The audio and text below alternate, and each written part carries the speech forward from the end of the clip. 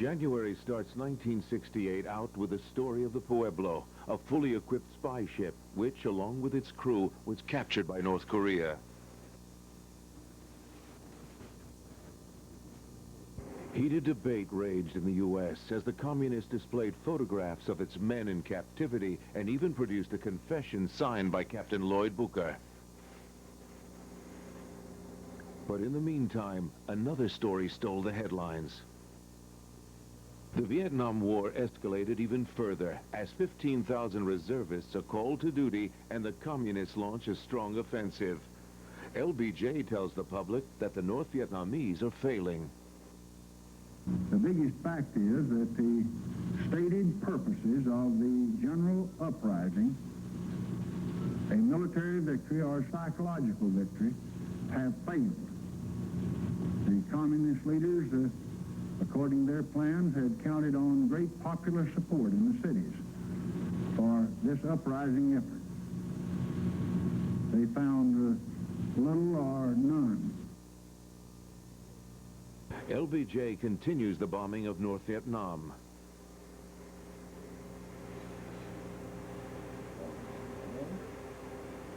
Planes now take off on an accelerated schedule in an attempt to pound the enemy into submission. The president asks for 35 to 50,000 more troops to brace up our already large garrison.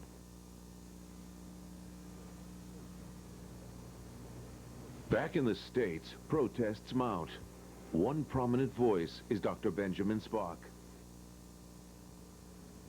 I'd say to those who criticize us for the militancy of our dissent that if they are serious about law and order, they should first provide it for the Vietnamese people, for our own black people, and for our own poor people. Like the war, protests escalated. LBJ finally listened to his conscience and in March startled the country with this announcement. I shall not sue, and I will not accept the nomination of my party for another term as your president. Richard Nixon, LBJ's successor, had a more optimistic approach to the country's problems. Some will tell you that this is a terrible time to be alive, a war abroad and no peace at home. I'm going to tell you my view. Sure, we've got problems. But my friends, whenever you think of the United States of America, remember, this is still the place. Travel any other country abroad, the traffic's all one way. They're coming this way. They're not going over there to live. They may not have been going over there to live, but some Americans were going over there. And with them, they bought hope. At Cam Ranh Bay, South Vietnam, some 15,000 American servicemen get their annual Christmas present from comedian Bob Hope. His 25th anniversary show is standing room only, as delighted GIs roar their approval. Starlet Joey Heatherton, just one of many pretty girls with hope, makes a cute dancing partner. The soldiers gathered 8 hours before showtime for good seats to view a typical Hope holiday show that would have been familiar to the fathers of these fighting men back in World War II. Hope's jokes included this one: "My draft board burned my card." A brief but welcome break as Bob Hope helps the troops forget the business of war. Many GIs could not forget the war, and one Vietnamese man had to live with it inside of himself. For 10 days, Nguyen Van Chin has been a walking booby trap, while doctors debate how best to remove a live grenade from his back. Finally, they come up with an answer. The construction of a bomb-proof operating room where doctors can operate from behind sandbags with 6-foot scalpels and probes. The South Vietnamese civilian was hit in the lower back at a distance of 8 yards. The M79 grenade is designed to trigger itself at 12 yards. Van Chin is under local anesthetic as the team of 3 doctors prepares to probe delicately for the lethal grenade. The operation continues for 13 hair-raising minutes. Then, success. Carefully, slowly, the grenade is removed and turned over to a bomb disposal unit. There's a collective sigh of relief from both doctors and bystanders. As for Van Chin, all he wants to know is when he can go home. Now, Van Chin can take a deep breath once more.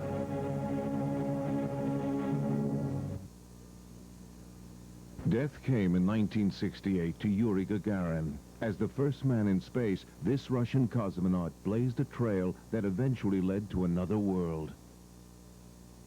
A small motel in Memphis was the place where Martin Luther King met his destiny. Gunned down on a balcony, he had only a short while before acknowledged his own mortality. Like anybody, I would like to live a long life. Longevity has its place. But I'm not concerned about that now. I just want to do God's will. And he's allowed me to go up to the mountain. And I've looked over. And I've seen the promised land. I may not get there with you. But I want you to know tonight that we as a people will get to the promised land. And in Los Angeles, the unthinkable happened to Robert Kennedy. Senator Kennedy has been shot. Oh, God, Dad. Oh, shoot it, please shoot it.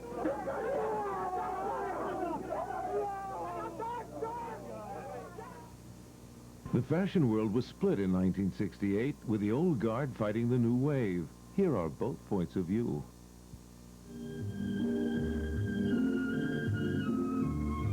You have to be faster than a jet to keep up with the new American fashions, like this narrow coat. But stop off with us in Rome while we attempt to keep you posted.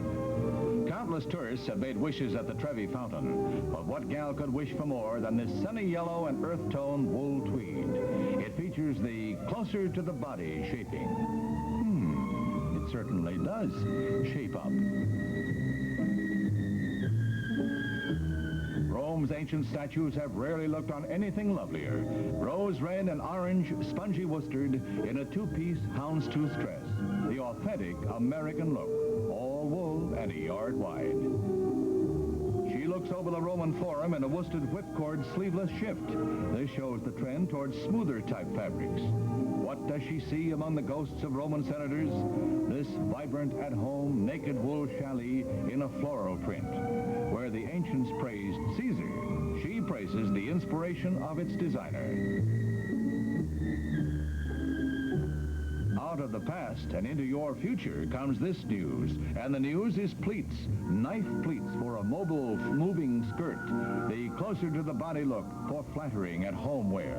What could better complement romance on a balcony in Rome than this black wool crepe cocktail dress to attract that certain man? If you put it to a vote, you'd find the eyes have it. It's a world of pop art, op art, and kooky fashions. A lineup of nimble knees shows that the hem has risen to a point of no return, and some girls love a peekaboo midriff.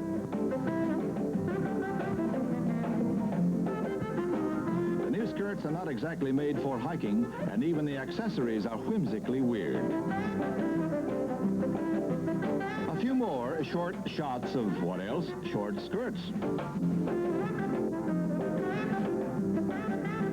The girls get a boot out of wearing kooky boots, while the simple act of getting into a car becomes a major maneuver for the short skirt wearer.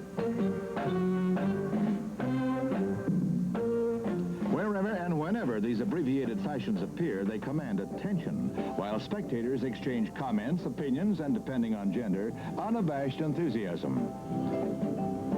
It's enough to make a fellow want to go to market every day in the week, as the girls check the local fruit and produce, and the local men check the local girls.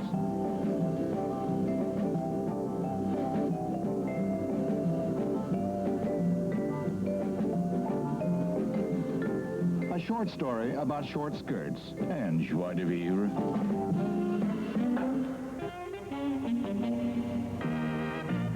Furious competition for the title of Miss Go-Go America as the young ladies try to wriggle their way to fame and fortune.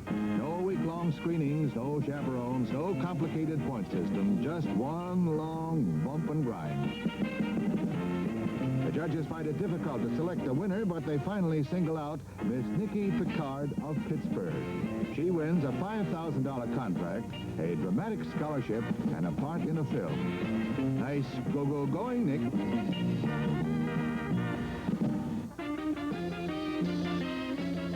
In spring, a young man's fancy tells him it's just delightful to be in a be-in. And that's what this is. Another exotic prank to add to a growing list of student-oriented rites of spring.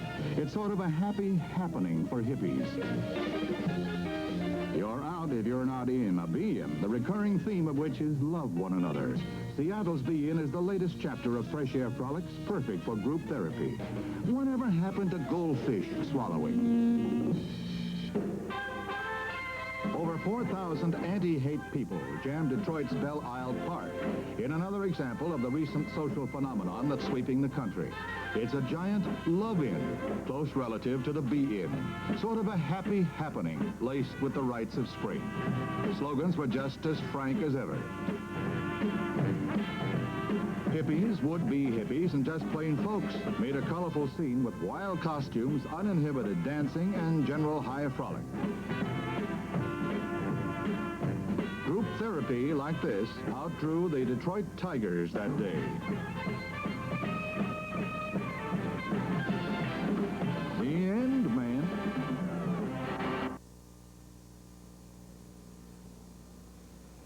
The hippies strike back. They hold a mock funeral to symbolize the death of the term hippie. Complete with make-believe corpse, the funeral also marks the birth of a new name for the sandals, beard, and bead set. They want to be known as America's free men, or freebies. That figures. A funeral pyre with the fake corpse removed and some classy Indian dancing highlight the three-day ceremony in the Haight-Ashbury section of San Francisco. Flower power on parade.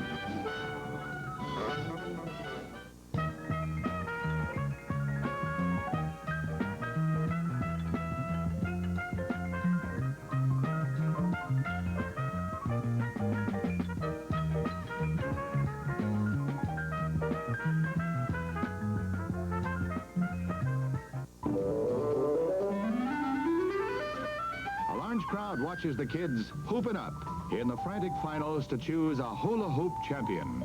Fancy hip rolling, even leg waving is an eye-opener to almost everyone. These are all district champs, wiggling their way hopefully to the city title. Qualifications include youth, energy, and a well-oiled set of muscles and joints. Where there's life, there's hoop. Some of the hip flippers scored points with special tricks, moving the hoop from neck to waist and back again. A heavyweight hoopster does a belly buster without blowing his cool. Whew, this kind of work builds up a terrific appetite. Pretty girls help decorate the National Hot Rod and Custom Car Show, where one of the exotic vehicles is the Boot Hill Express. This jazzy hearse would make even a corpse uncomfortable. The gals, also custom-built, decide to take a closer look at this flashy funeral wagon with its oversized rear racing tires and no less than 8 gleaming chromium exhaust pipes. What a way to go. The Cosmo Ray, a bubble-top beauty with several custom features, including a weirdo steering wheel. If you'd like a slick job like this, it goes for $30,000. Not miles, dollars. fastest train in the world marks the dawn of a new day for the French commuter. It's an experimental aero train which set a world speed record for trains hitting 233 miles an hour. It rides on a cushion of air while straddling a concrete rail. When put into operation in the mid-70s, it's expected to whisk passengers home at a speed of over 250 miles an hour. And that's only the local.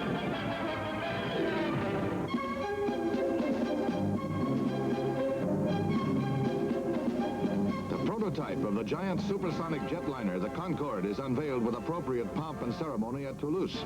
The gigantic airship was a cooperative project of British and French aircraft manufacturers.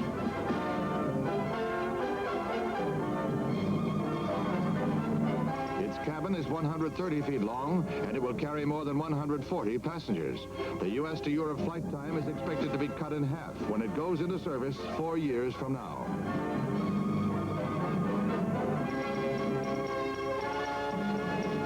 Concorde may also link Europe and Asia on a new route across Tibet, a proud debut for a future Queen of the Skies. And now we present an exclusive report, Flying Saucers Exposed. Ever been skeptical of flying saucers? Well, would you believe a real-life saucer aircraft right out of science fiction? It's the after-hours pet project of aeronautics professor Paul Muller of the University of California, who is ready to test fly it. Its diameter is 14 feet. Everybody ready? The 5-minute flight is restricted to a 3-foot altitude, since Muller is not a licensed pilot, and flying saucers aren't recognized aircraft. The craft is powered by 2 motorcycle engines. A 2-seater, ready soon, may be the car or chopper of the future. Help wanted, a crew of little green men.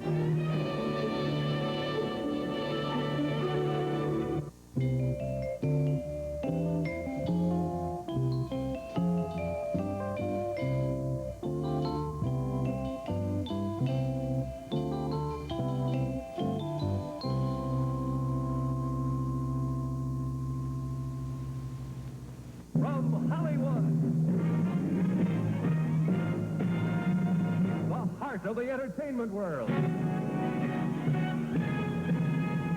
the Hollywood Palace. In 1968, the Hollywood Palace had the biggest stars. 5 singing boys from England who sold a lot of Albion. Called the Rolling Stones. I've been rolled while I was stoned myself.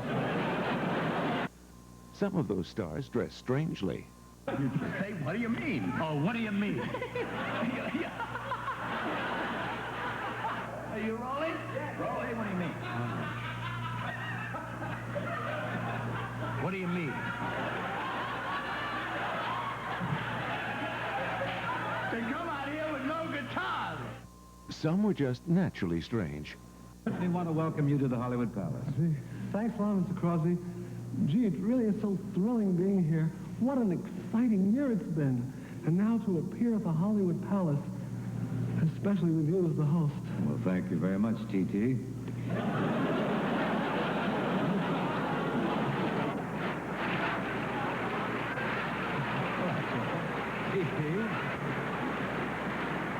No, I enjoyed it, I did. Thank you. Thank you, Mr. Crosby. Gee, Mr. Crosby, I really mean every word I'm saying. Call me Bing. Now, not Mr. Crosby. You make me senior citizen. Oh, Call me Bing. thank you, call me Bing. Thank you, sir. I called you T.T. You can go into Bing. But you followed my career for a while? Oh, yes, Mr. Bing. And some worked hard to be strange. Almost afraid to ask, but what are you doing with that? Oh, I'm sorry. You never did meet my daughter, did you? Fern, this is Dan. Dan, this is Fern. Well, you finally toppled off the deep end, pal. There's no way in the world that plant can be your daughter. She doesn't know she's adopted. Of course, Dan and Dick presided over the controversial laugh-in show. Let's look at some of their stranger material that never made it to the air. The population explosion may lead to crowded clamming, but you know, as it said. You hear about Mickey Rooney? He walked into a rock.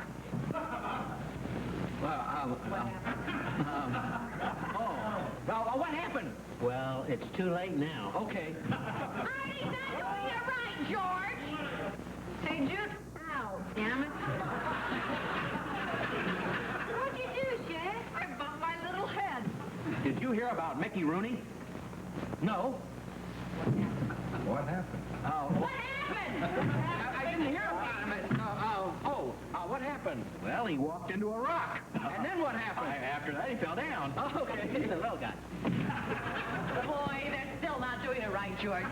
Did you hear about Mickey Rooney? He walked into a rock. No, what happened? He snubbed his nose. That wasn't the best one, was it? Pam, what would you do if you were in an airplane and the wings caught fire and the engines fell off and you were losing altitude? Listen, I just shit.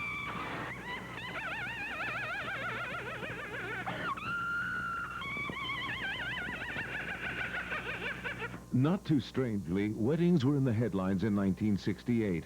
President Nixon's daughter Julie tied the knot to David Eisenhower in New York.